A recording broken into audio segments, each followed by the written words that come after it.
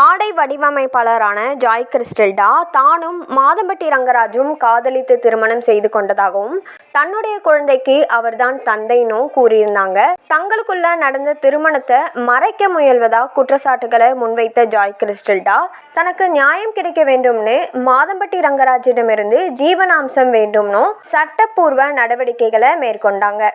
இந்த நிலையில ஜாய் கிறிஸ்டல்டாவுக்கும் தனக்கும் பிறந்த மகன் தான் இவருன்னும் தந்தையா என்னுடைய அனைத்து கடமைகளையும் நான் கவனிச்சு வருவதாகவும் மாதம்பட்டி ரங்கராஜ் தெரிவிச்சிருக்கிறாங்க. இது தொடர்பா அவர் வெளியிட்டிருக்க அறிக்கையில என்னுடைய மகன் ராகாவிற்கு ஒரு தந்தையா நான் செய்ய வேண்டிய அனைத்து கடமைகளையும் கடந்த 6 மாசமா முழு பொறுப்புடனும் அன்புடனும் செஞ்சுட்டு வரேன்.